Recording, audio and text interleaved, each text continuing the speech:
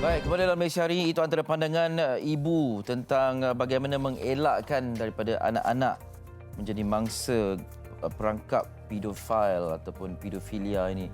Dan kami nak kongsikan sedikit catatan daripada Bukit Aman yang merekodkan 2,436 kes jenayah fizikal dan bukan fizikal dilakukan golongan pedofil ini ataupun pedofilia ini terhadap kanak-kanak sejak 3 tahun lalu dan tahun lepas sahaja, membabitkan 1,065 kes direkodkan. Jadi ini satu angka yang cukup membimbangkan, apatah lagi adanya peningkatan. Dan kita nak faham lebih berlanjut, kalau mungkin tajuk hari ini kita sebutkan elak anak menjadi mangsa perangkap pedofilia, mungkin kita boleh olah sikit, elak diri kita sebagai ibu bapa menjadikan anak-anak daripada mangsa perangkap pedofilia ini. Okey, kita nak bersama dengan Dr. Haslina Muhammad, psikologis dari Universiti Melaya di talian video sekarang. Hello, Assalamualaikum. Waalaikumsalam, Encik Ali. Ya, doktor, apa khabar? Alhamdulillah, Encik Ali apa khabar? Alhamdulillah baik adanya. Terima kasih kerana sudi bersama dengan kami. Doktor, kita bercakap tentang satu situasi yang lebih meruncing keparahannya dalam era media sosial ini. Dalam era yang ibu bapa seronok memuat naik gambar anak-anak dan sebagainya dan menampakkan peningkatan kepada kes pedofilia ini. Dan mungkin ada yang rasa macam ini satu usaha ataupun tindakan yang harmless. Mari kita fahami lebih lanjut apakah maksud pedofilia terlebih dahulu, doktor. Okey, sebelum saya menjawab soalan yang diberikan oleh Encik Ali, saya ingin mengucapkan terima kasih kepada TV3 kerana menjemput saya pada hari ini untuk berkongsi pengetahuan yang saya ada mengenai pedofilia. Okey, basically pedofilia ini bermaksud kecenderungan seseorang manusia untuk tertarik secara seksual kepada kanak-kanak yang berumur di bawah 13 tahun ke bawah. Okey, itu yang kita maksudkan dengan pedofilia. Okey, secara ringkasnya, bawah 13 tahun, siapa-siapa yang tertarik secara seksual, ya? Ya, tertarik secara seksual. Sebab perkataan pedofilia itu sendiri sebenarnya berasal daripada Greek yang bermaksud love for children. Ya.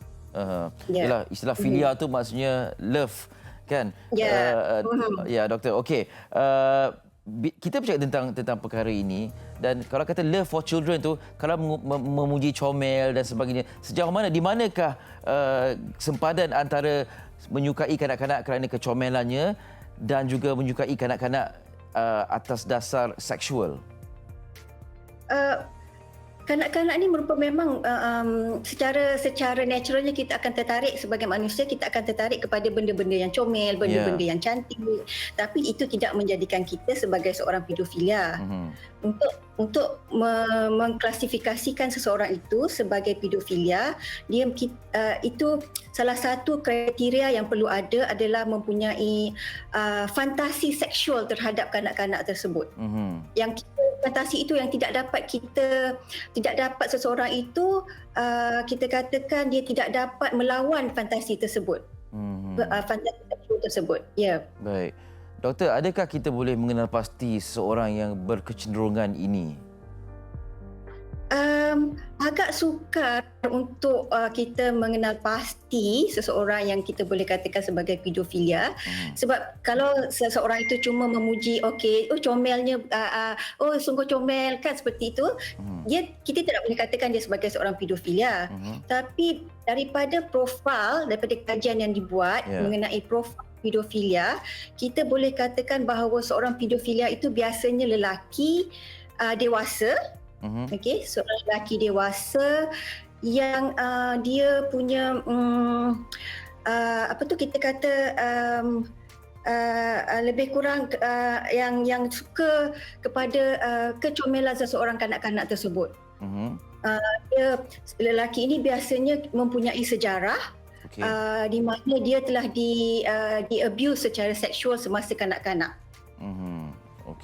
Itu antara dari segi latar belakang profil seorang pedofil lah, ya. Okey, baik. Kita setakat ini yang kita belajar, golongan ini golongan yang mengalami sakit mental. Ini satu penyakit mental dan sebagainya. Sekarang ini kita nak letak perspektif kita sebagai ibu bapa pula. Ya, dengan kegairahan seperti yang sebutkan di awal tadi, kegairahan kita memuat naik gambar-gambar anak kita. Kita tak tahu siapa yang melihat.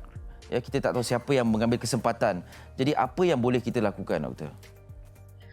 Sekarang ni sudah menjadi budaya ya, kalau kita tengok kan, sudah menjadi budaya pada ibu bapa untuk memuat naik gambar anak-anak. Sampai kan sekarang ni sudah kita ada satu perkataan yang kita katakan sebagai sharenting. Di mana Sharenting ya? ini sharenting. Di mana kita berasa excited, berasa seronok untuk berkongsi gambar kanak-kanak, gambar anak-anak kita di media sosial. Ya. Ya, di mana ini tidak salah sebenarnya kalau kita mengambil langkah berjaga-jaga seperti yang kita tengok tadi di montaj tadi sebelum ini, ramai ibu bapa sebenarnya yang sudah mempunyai awareness ataupun mempunyai kesedaran yang bila memuat naik gambar tersebut hendaklah memilih, contohnya memilih gambar-gambar yang sopan, yang tidak gambar-gambar anak-anak yang tidak pakai baju contohnya, sebab kita tak tahu siapa yang sebenarnya melihat gambar anak-anak kita.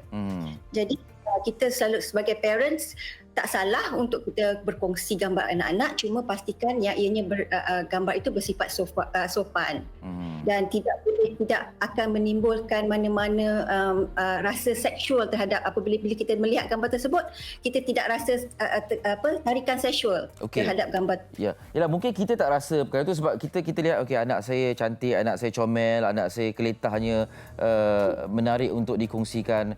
Tetapi apa yang kita rasa itu tidak, ataupun apa yang kita tidak rasa itu, yang ini gambar yang boleh mendatangkan mudarat, tidak semestinya perasaan yang sama dikongsikan ataupun oleh orang yang melihat itu. Jadi bagaimana kita nak melatih diri kita untuk meletakkan sempadan ini? Okey, gambar ini okey, gambar ini tak okey. Adakah itu satu yang susah? Sebab bagi kita mungkin okey, tapi yang melihat tu tak okey. Betul. Itu yang saya kata tadi, sukar untuk kita. Sebab kita sukar untuk kita kena pasti pedofilia ini.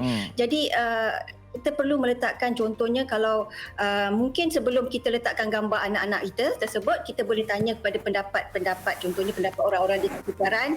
Okey, apa pandangan dia mengenai gambar ataupun video ini? Adakah dia bersifat macam okey, ataupun adakah dia boleh bersifat sebagai sesuatu yang boleh menarik perhatian dan sebagainya. Mungkin itu satu caralah yang boleh gunakan. Ya, ataupun ini pandanganlah, barangkali bila kita mulai sesuatu, apabila nampak saja komen ni, kita terus nilai semula dan menurunkan gambar tu ya.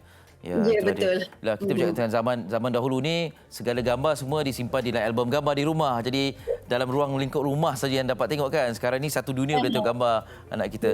Okey, doktor, sedikit pesanan kepada ibu bapa di luar sana yang mungkin melihat ini perkara yang sukar, dan bukan itu saja, sebab ada juga kempen bercakap tentang pedofilia ni dalam kalangan ahli keluarga sendiri, insan yang tersayang sekali kita juga. Ya, betul. Kepada ibu bapa di luar sana, kita perlu peka dengan keadaan anak kita. Contohnya, mungkin tiba-tiba bila kita dapat anak kita, kita tengok perangai anak kita tiba-tiba menjadi pendiam. Daripada seorang yang periang menjadi seorang yang pendiam. Mungkin kita perlu mengambil tahu dengan emosi mereka supaya kita dapat tahu apakah punca mereka berperangai demikian. Ya. Dan pada masa yang sama kita pantau dan kita ambil tahu peranti yang mereka gunakan ya. Ya, betul. Ya, baik. Itu sangat penting. Ya, itulah dia. Parenting abad ke-21 ni sangat-sangat berbeza. Doktor, amat mencabar. Amat mencabar. Doktor, terima kasih banyak-banyak atas perkongsian buah fikiran dan pandangan. Terima kasih. Jaga diri. Assalamualaikum. Salam. Dr. Haslina Muhammad, psikologis dari Universiti Melaya. Jadi cabarannya harus kita galas dan kita saling menasihatkan sesama kita lah sebagai ibu bapa. Yang mana kita rasakan agak keterlaluan gambar itu, kita maklumkan kepada rakan-rakan ibu bapa yang lain juga untuk tidak berkongsi di media sosial.